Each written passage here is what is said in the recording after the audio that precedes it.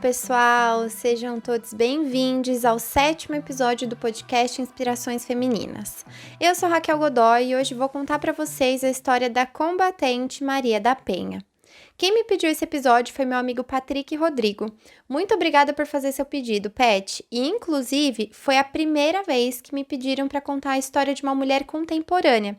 Se vocês acompanham aqui o podcast, vocês sabem que as 6 histórias anteriores que foram contadas aqui foram de mulheres que já faleceram. Então, hoje eu vou contar uma história que não tem início, meio e fim como todas as outras. Ela tem um início e um durante, porque a história ainda está sendo construída enquanto eu gravo esse podcast. E se você também quer ouvir aqui nesse podcast a história de alguma mulher que você admira, é só me mandar lá no meu Instagram. É @raquelgod.oy. É Raquel Godoy com pontinho depois do D. Ou no @RaquelGodoyAtriz. Me chama lá no direct e me conta qual mulher que não pode ficar de fora desse podcast que eu coloco na lista e gravo o episódio com o maior prazer. Agora, bora lá saber quem é Maria da Penha. Você vai se arrepender de levantar a mão pra mim. Você vai se arrepender de levantar a mão pra mim.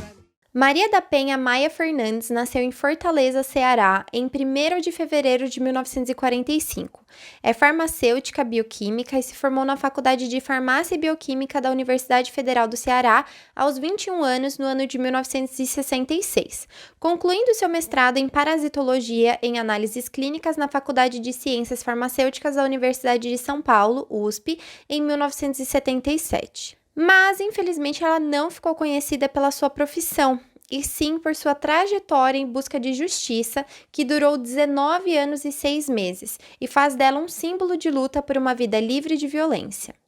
O caso Maria da Penha é o representativo da violência doméstica a qual milhares de mulheres são submetidas em todo o Brasil. Agora vamos entender um pouquinho sobre o relacionamento que ela tinha com o agressor. Maria da Penha conheceu Marco Antônio Heredia Viveros, colombiano, quando estava cursando o mestrado na Faculdade de Ciências Farmacêuticas da Universidade de São Paulo, no ano de 1974. À época, ele fazia os seus estudos de pós-graduação em economia na mesma instituição. Naquele ano, eles começaram a namorar e Marco Antônio demonstrava ser muito amável, educado e solidário com todos à sua volta. O casamento aconteceu em 1976, 2 anos depois deles se conhecerem. Após o nascimento da primeira filha e da finalização do mestrado de Maria da Penha, eles se mudaram para Fortaleza, onde nasceram as outras 2 filhas do casal. Foi a partir desse momento que a história mudou. As agressões começaram a acontecer quando ele conseguiu a cidadania brasileira e se estabilizou profissional e economicamente. Agia sempre com intolerância, exaltava-se com facilidade e tinha comportamentos explosivos não só com a esposa, mas também com as próprias filhas. O medo constante, a tensão diária e as atitudes violentas tornaram-se cada vez mais frequentes. Formou-se assim o ciclo da violência. Primeiro tem o aumento da tensão. Depois acontece o ato de violência. Em seguida vem o arrependimento e o agressor então muda seu comportamento e age de forma carinhosa. E o ciclo se repete. No ano de 1983, Maria da Penha foi vítima de dupla tentativa de feminicídio por parte de Marco Antônio. Primeiro, ele deu um tiro em suas costas enquanto ela dormia.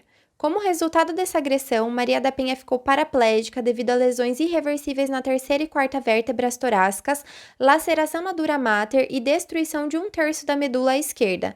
Constam-se ainda outras complicações físicas e traumas psicológicos. No entanto, Marco Antônio declarou à polícia que tudo não havia passado de uma tentativa de assalto, versão que foi posteriormente desmentida pela perícia.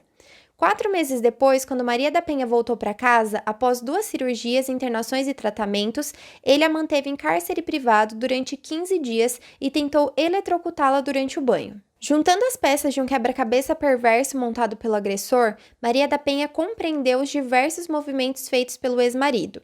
Ele insistiu para que a investigação sobre o suposto assalto não fosse levada adiante, fez com que ela assinasse uma procuração que o autorizava a agir em seu nome, inventou uma história trágica sobre a perda do automóvel do casal, tinha várias cópias de documentos autenticados de Maria da Penha e ainda foi descoberta a existência de uma amante. Cientes da grave situação, a família e os amigos de Maria da Penha conseguiram dar apoio jurídico a ela e providenciaram a sua saída de casa sem que isso pudesse configurar abandono de lar. Assim, não haveria risco de perder a guarda de suas filhas. A próxima violência que Maria da Penha sofreu após o crime cometido contra ela foi por parte do Poder Judiciário.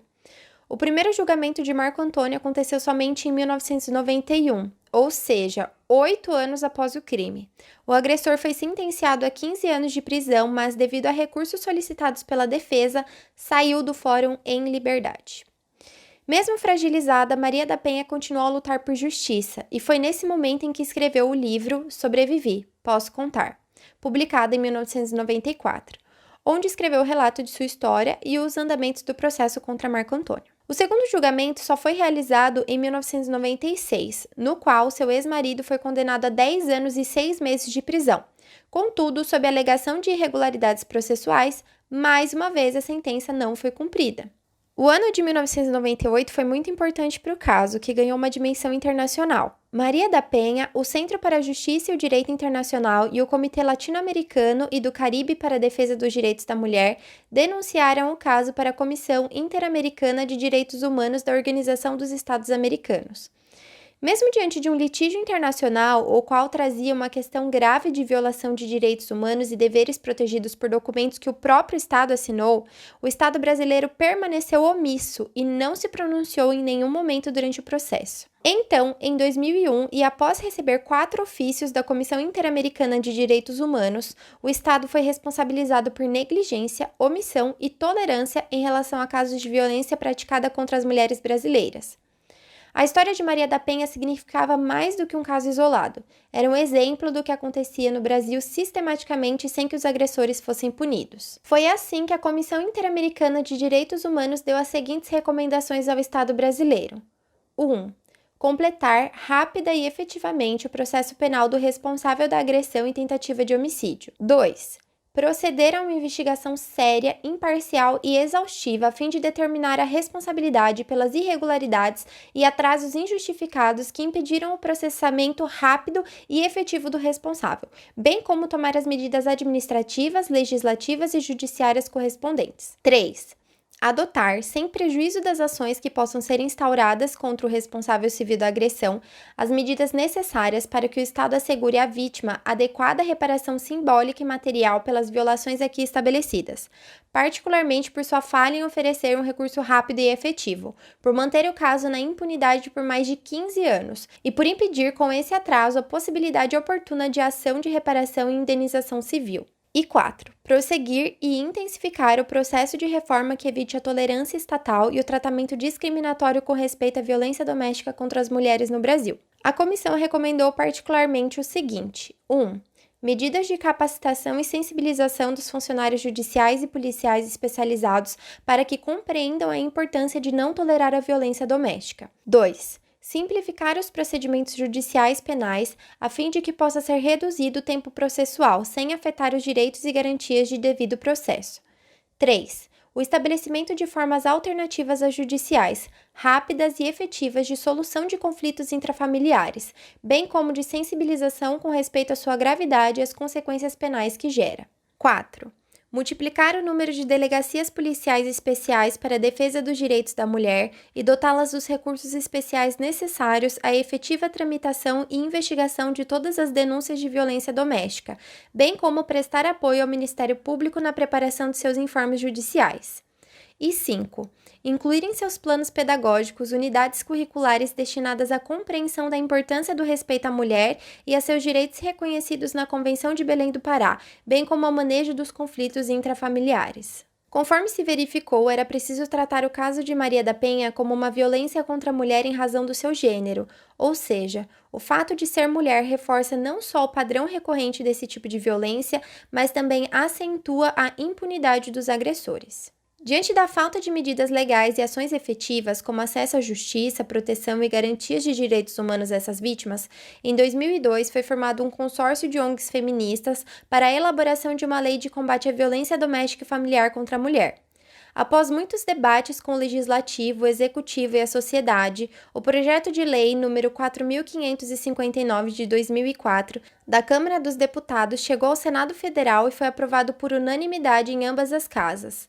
Assim, em 7 de agosto de 2006, o então presidente Luiz Inácio Lula da Silva sancionou a Lei número 11.340, mais conhecida como Lei Maria da Penha. Considerando que uma das recomendações da Comissão Interamericana de Direitos Humanos foi reparar Maria da Penha tanto material quanto simbolicamente, o estado do Ceará pagou a ela uma indenização e o governo federal batizou a lei com seu nome como reconhecimento de sua luta contra as violações dos direitos humanos das mulheres. A contribuição de Maria da Penha com essa importante conquista para as mulheres brasileiras tem lhe proporcionado, no Brasil e no exterior, muitas homenagens. Dentre elas, a indicação ao Prêmio Nobel da Paz no ano de 2017. Além do seu reconhecimento nacional e internacional, Maria da Penha conta sua história de vida e alerta sobre a violência doméstica e familiar contra a mulher por meio de palestras, seminários e entrevistas para os principais meios de comunicação. Ela atua ativamente para divulgar a Lei Maria da Penha e contribuir para a conscientização dos operadores do direito, da classe política e da sociedade de uma maneira geral sobre a importância de sua correta aplicabilidade, ao mesmo tempo em que esclarece também a questão da acessibilidade para pessoas com deficiência. Desde sua criação, muitos projetos de lei tentaram enfraquecer a Lei Maria da Penha, mas devido à ação conjunta de Maria da Penha com movimentos feministas e instituições governamentais, a lei nunca sofreu retrocessos. Em 2009, Maria da Penha fundou o Instituto Maria da Penha, IMP, uma organização não governamental e sem fins lucrativos. Maria da Penha segue o seu trabalho de dialogar com diversos setores da sociedade e promover ações de enfrentamento à violência contra a mulher. Também exerce pressão junto às autoridades para que haja o total cumprimento da Lei Maria da Penha. Abre aspas. Desconstruir a cultura machista, promover ações educativas de conscientização e fortalecer a rede de apoio às vítimas é o único caminho possível para que as mulheres realizem todas as suas potencialidades e garantam a participação na vida social, a inserção no mercado de trabalho, o respeito, a dignidade e a justiça. Por ela e por todas, por uma vida livre de violência. Agora, uma informação importante para as mulheres que sofrem de violência doméstica. A Central de Atendimento à Mulher é um serviço criado para o combate à violência e oferece 3 tipos de atendimento: registros de denúncias, orientações para as vítimas de violência e informações sobre leis e campanhas. Não se cale. Denuncie. Ligue 180. E assim eu termino mais um episódio do Inspirações Femininas e aproveito para dizer que normalmente minhas pesquisas para os episódios são feitas em pelo menos 4 fontes diferentes. Porém, todas as informações contidas nesse episódio em específico foram com base no site institutomariadapenha.org.br, porque lá eu encontrei todas as informações necessárias e não precisei recorrer a outras fontes. Se você quer me ouvir contando a história de alguma mulher em específico, manda sua sugestão lá no meu Instagram, @raquelgod.oy, Raquel Godoy com pontinho depois do D, ou no Raquel Godoy Atriz, que vai ser um prazer contar aqui para vocês. Se você gostou, então não esquece de seguir o podcast e ficar atenta. Os episódios saem todas as sextas-feiras no Spotify e também no meu canal Raquel Godoy no YouTube. O próximo episódio será sobre a escritora e feminista Chimamanda Ngozi Adichie. Até sexta que vem. Beijo!